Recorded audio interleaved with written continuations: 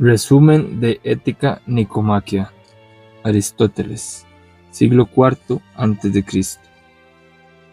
Libro 1. Sobre la felicidad. El libro se divide en 13 apartados que se desglosarán a continuación. Toda actividad humana tiene un fin. Aristóteles propone que se distinguen los fines en dos tipos, las obras y las acciones o actividades, y que las obras son mayores, pues conducen hacia un fin mayor, que es, por ejemplo, el de la salud de la medicina, el de la navegación en la construcción naval, etcétera, etcétera, y que este fin supedita por defecto todo fin particular de las partes que componen la obra. Punto 2. La ética forma parte de la política. Habla de la postura de la política ya como una disciplina, como un ejercicio, al menos de la buena política, de un ejercicio que procure el bienestar del Estado o la ciudad, y desde luego de sus ciudadanos, pero no a costa de colocar el bien individual, que, aunque es deseable, no se debe sobreponer ante el interés público y sus intereses globales. Punto número 3. La ciencia política no es una ciencia exacta. Luego de inferir esto, se refiere básicamente a que es propio de cada persona instruida buscar la exactitud de cada materia, en cuanto que no se debe solicitar a un matemático, por ejemplo, el uso de la persuasión o del doctor el uso de la magia.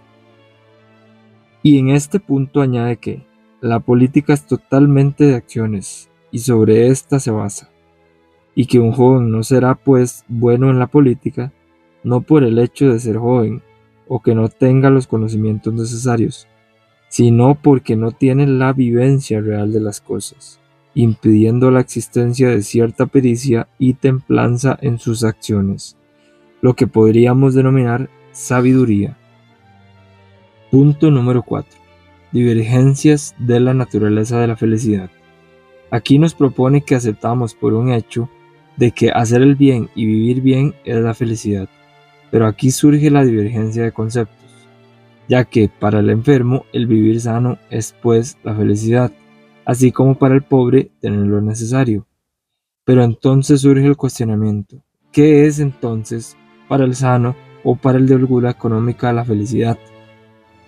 Luego desvía este argumento a concentrarse en las opiniones o conceptos realmente importantes, los que destacan y predominan, pero no sin olvidar la utilidad de los buenos, justos y sanos principios de la persona, determinando que las personas con malos principios o buenos principios lograrán hacer mejor o peor política, respectivamente.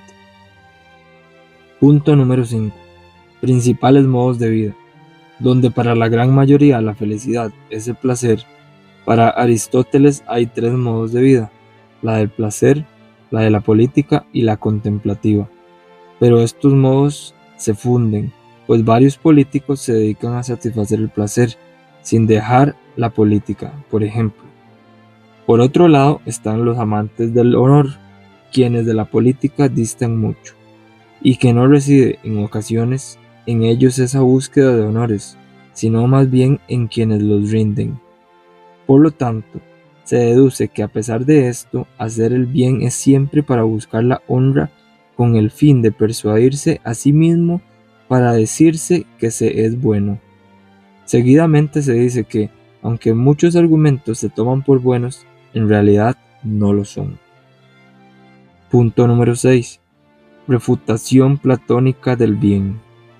En este apartado, Aristóteles, al debatir una idea de Platón, piensa que lo que se debe hacer es sobreponer la verdad por sobre todo pensamiento o perspectiva de algún amigo, ya que refuta la idea platónica del bien o la forma del bien, existente en sí misma, en la que se presenta una categorización de los bienes un tanto ambigua y confusa, o difusa, que se presta a una multiplicidad de conceptos de una misma idea que debería abarcar, por su aparente carácter irrefutable, todos y cada uno de los bienes, por la naturaleza de la idea misma.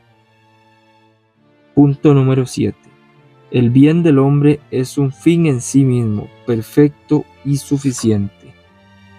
Acá Aristóteles coloca la felicidad con la idea de perfección, en cuanto que se elige por sí misma y no está supeditada a otras cuestiones. Esto entonces sugiere que, si la felicidad es el fin perfecto y suficiente, todas las cosas que se persiguen, como el placer, la riqueza, el honor, están pues subordinadas a la felicidad misma, y todas se encaminan al fin de los actos, por lo tanto será un fin perfecto. Seguidamente se añaden distintos fines particulares para explicar el hecho de que, en efecto, así como para un citarista lo es tocar la cítara, como para el buen citarista no solo tocarla, sino el tocarla bien. Para el hombre bueno el fin es el bien, así como para el feliz la felicidad, y que éstas solo se alcanzan con la sumatoria de las virtudes logradas en el transcurso de la vida. Punto número 8. La felicidad es una actividad de acuerdo con la virtud. Se desprende o se tiende a continuar el apartado anterior, en cuanto el hombre feliz es aquel que vive bien y hace el bien, siendo la felicidad un fin a partir de una virtud. Luego se dice que las acciones de los hombres se encaminan a lo que ellos quieran de sí mismos, y que entonces el proceder de cada individuo depende de las acciones que tome. En cuanto al placer, se dice que los hombres nobles no encuentran placer en las cosas, sino que la vida misma es el placer en sí mismo, y basta con eso. Finalmente, la felicidad parece estar sujeta a los bienes y a la prosperidad de algún u otro modo, en función de las acciones que se pueden lograr con esto. Punto número 9. La felicidad y la buena suerte. El cuestionamiento radica en si la felicidad es algo que podamos alcanzar en nosotros mismos o si procede de fuentes externas, siendo a pesar de esto un fin último, pues es el término de las acciones de todas las virtudes. Pero se infiere pronto que sería una incongruencia condicionar a algo tan grande y superior a objetos de la fortuna, siendo esto obra del azar. Aquí se añade, así como el buey o el caballo no pueden ser felices, el niño tampoco, pues no tienen lo necesario, que se alcanza solo con el tiempo y la adquisición de las virtudes, para lograr la felicidad real. Es probable que los niños y los caballos, más que felicidad, sea placer lo que perciban. La felicidad y los bienes exteriores. En este apartado Aristóteles determina que el hombre verdaderamente noble y prudente soporta las vicisitudes de la vida, no por insensibilidad, sino por nobleza y fortaleza, y que su felicidad, por ende, no está sujeta a la contingencia de la fortuna que la vida en su azar le depara, deduciendo que el hombre feliz no será realmente desgraciado, pero tampoco venturoso, sugiriendo que la felicidad es más que una emoción dependiente de las circunstancias externas de la vida, sino que es el fin último, perfecto y más preciado del hombre. Punto número 11. La felicidad de los muertos y la buena o mala suerte de los descendientes. En este breve apartado, Aristóteles apela a que la fortuna o la suerte de los muertos es muy poco afectada por las acciones de los vivos. Un tanto extraño este apartado, en términos lógicos. Punto número 12. La felicidad, objeto de honor y no de alabanza. Para Aristóteles es evidente que existen acciones que son dignas y meritorias de honor y elogios, pero cuando se habla de felicidad en sí misma, se requiere pues un nivel mayor de apreciación en función de ser un principio que comanda el resto de las acciones y actividades que dependen del alcance de ella. De esta forma, la felicidad será objeto de honor.